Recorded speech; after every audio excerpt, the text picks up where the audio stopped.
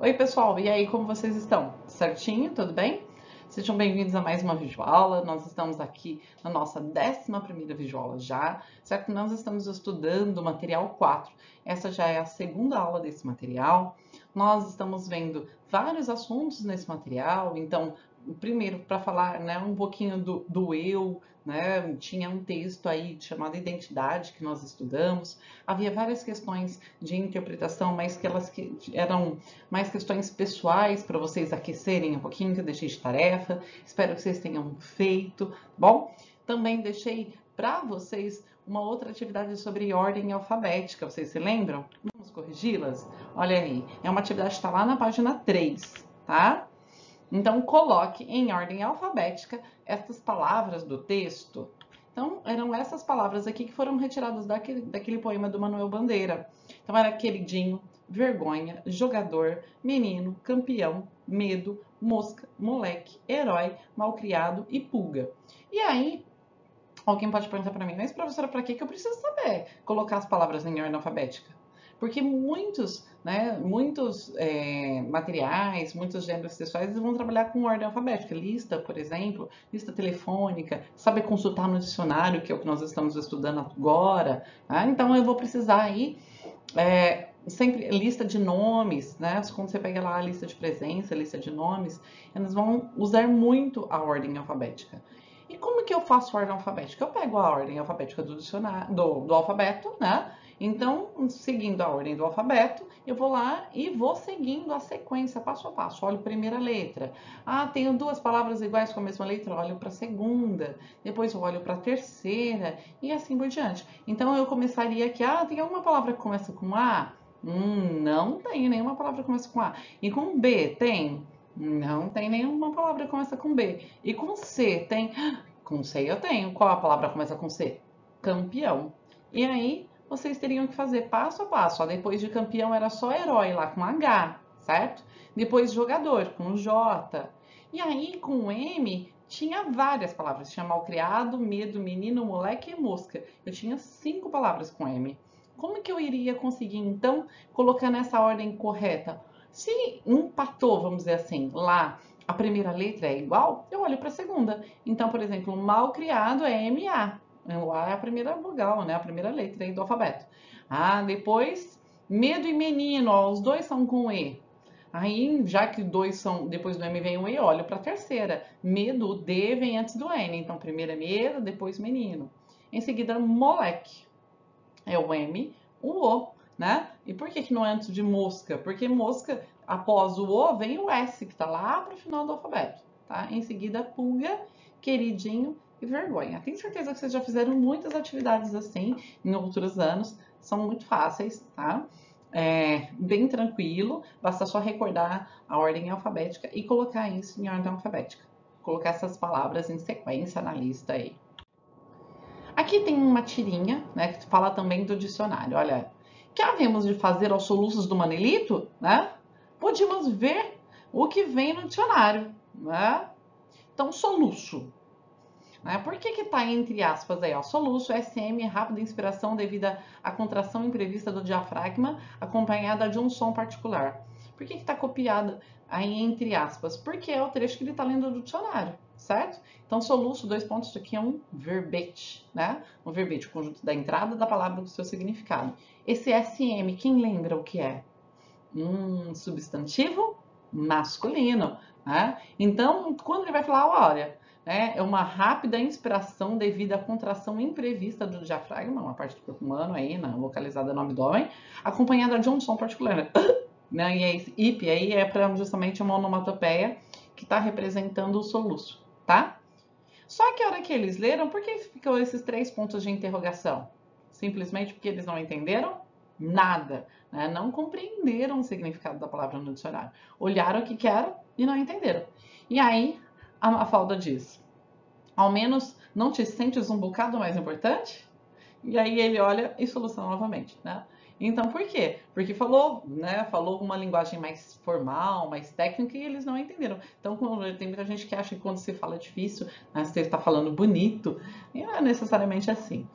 Mas também, será que É no dicionário, quando o dicionário para que ele serve? É para eu descobrir o que é que eu devo fazer? Então, se alguém está soluçando, eu vou procurar no dicionário qual deve ser a minha medida, o que eu faço então para resolver o problema? Não, o dicionário ele vai, né, ele não é para isso que ele serve. O dicionário ele vai servir para eu explicar, para definir aquela palavra, para saber o que aquilo significa.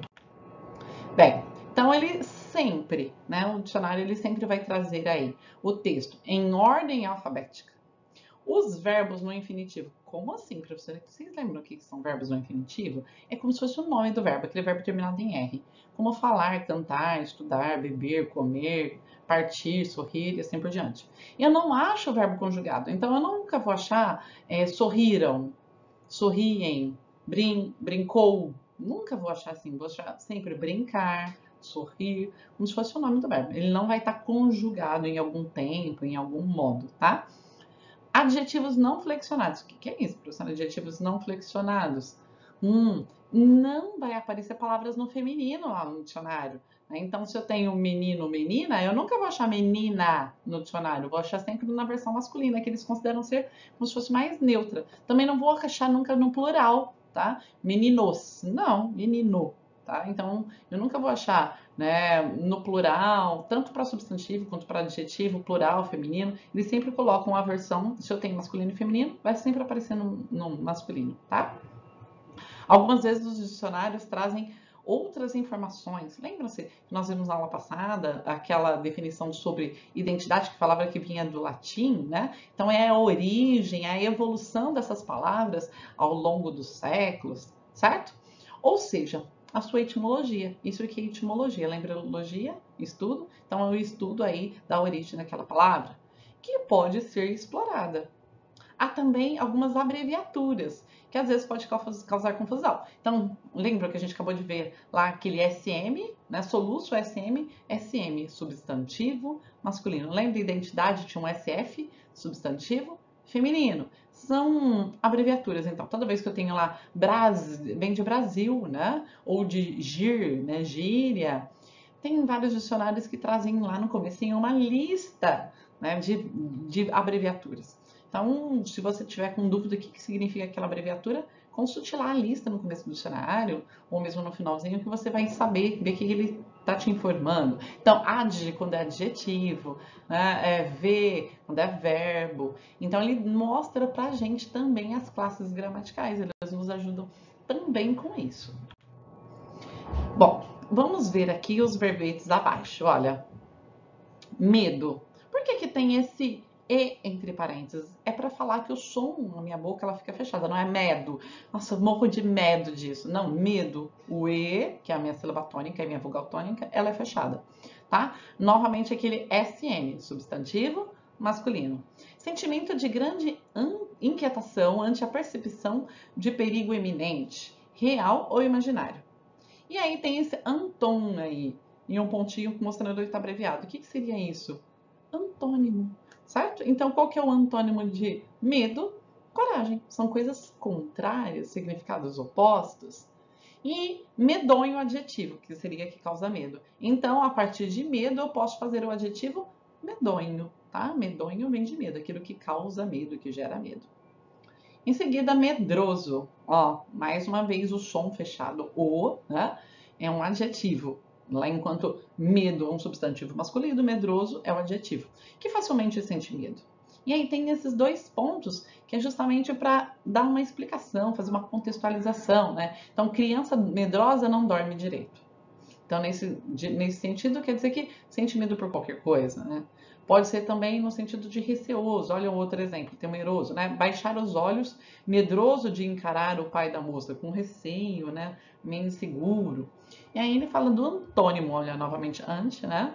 Corajoso, valente, decidido. Esses verbetes aqui, eles foram retirados do dicionário Luiz Antônio Sacconi. O que é um verbete, então? O que é verbete? Palavra ou entrada. Olha, é um verbete explicando o que é verbete. Olha que interessante. Palavra ou entrada de dicionário. Cada uma das palavras listadas num dicionário, enciclopédia ou glossário. Antigamente, quando, né, eu era aluna, às vezes na idade de vocês, e eu tinha que fazer uma pesquisa, não tinha a internet ainda. Então eu tinha que ir lá, por exemplo, eu tinha que pesquisar sobre um determinado assunto, quero pesquisar sobre, sei lá, uma doença, sobre alguma coisa. Então eu tinha que ir até a biblioteca, tinha as enciclopédias, era um conjunto assim de vários livros que falavam sobre todos os assuntos.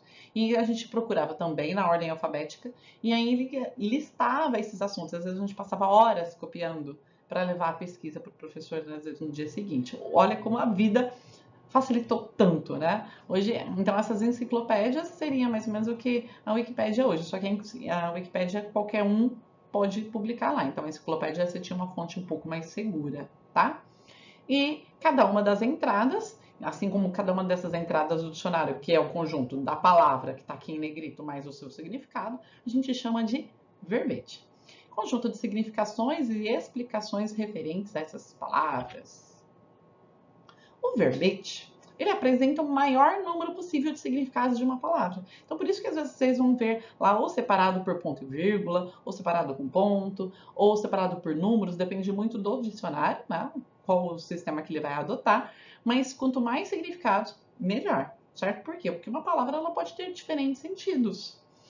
E então, além disso, ela pode também dar exemplos de seu uso em vários contextos, como aqui nesses dois trechos que nós vemos nesse material, ele tem 2 pontos e aí ele dá o exemplo, dá uma frase como modelo, como exemplo.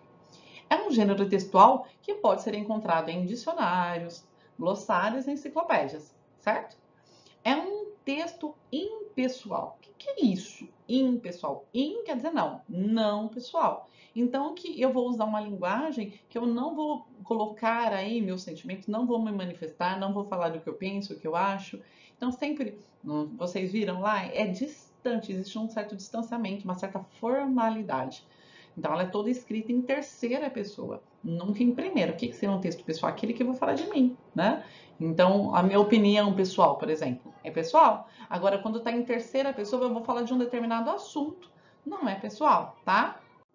Então, para terminarmos nossa aula de hoje, eu vou deixar essa atividade para vocês fazerem de tarefa. É a atividade que se encontra lá nas páginas 4 e 5, o Hora de Interpretar. Então, lembra-se daquele texto chamado Identidade?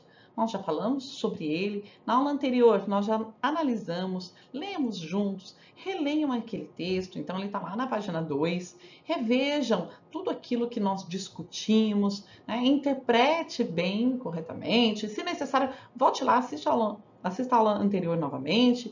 E agora vocês vão ter que responder essas questões que se encontram, então, nessas páginas. Olha lá.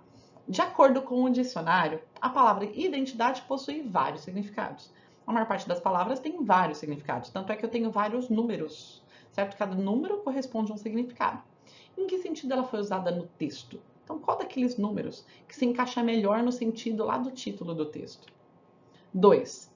Quais os versos que demonstram que a personagem se sente frágil? Lembra, né? Que o lírico aí diz que ele está se sentindo aí frágil, né? Que ele não é forte, que ele se sente inseguro, pequenininho. Onde que é? Qual trecho? Copie o trecho aí, certo? Não se esqueça de que toda vez que você vai colocar o verso, você vai copiar, você tem que colocar entre aspas. 3. O que o menino quis dizer com esses versos aqui, ó? Às vezes sou Hércules, Sansão vencedor, peito de aço, goleador. O que ele está querendo dizer? Interprete aí, escreva com as suas palavras o que ele quer dizer, que mensagem que ele quer transmitir ao dar esses exemplos, porque na verdade ele está exemplificando, né? O que ele quer dizer, que mensagem que ele está transmitindo. O 4, vamos lá. Às vezes nem eu mesmo sei quem eu sou. Por que a personagem faz essa afirmação? Lembra o lírico, a pessoa que está dizendo lá no poema? Por que ela fala isso, né? Por que ela nem, às vezes, nem ela mesma sabe quem é? 5. Cite os versos em que o menino refere-se ao modo como é tratado pelas pessoas. Em quais versos ele mostra, fica claro, como que as pessoas conversam com ele, o que as pessoas falam dele, como que as pessoas o tratam. 6. Na sua opinião, em que momento o menino recebia essas formas de tratamento, né? O meu queridinho e moleque malcriado. Por que alguém falaria para ele, por exemplo, o meu queridinho, em quais situações? E Em quais situações diriam também moleque malcriado? Dá exemplos. Né? Quando que às vezes você já ouviu alguma dessas frases? Você já ouviu às vezes as duas frases da mesma pessoa? Isso também acontece, né? Que elas são completamente contrárias, mas em que momentos que às vezes você ouvia uma ou ouvia a outra? Escreva aí para você compartilhar na próxima aula, né? Não se esqueça, essa atividade além de fazer para mim, certo? Para que você consiga acompanhar e corrigir a próxima aula, você também vai mandar lá para o seu professor. Não deixe de bater foto. Não deixe, bate a foto, envie para o seu professor, para a sua professora. Por quê? Porque é uma forma de avaliar a aprendizagem de vocês, tá certo? Espero que vocês tenham gostado. Essa aula foi muito tranquila. Na próxima aula, nós vamos corrigir essas atividades. Espero que elas estejam todas feitas e que vocês tirem de letra, certo? Não se esqueça, sempre volta lá no texto primeiro, releia o texto para depois conseguir fazer essas questões com facilidade, com tranquilidade. Um beijo, foi muito bom ter mais um momento com vocês, estarmos aqui juntos mais uma vez e a gente se vê na próxima aula, tá bom? Tchau, tchau!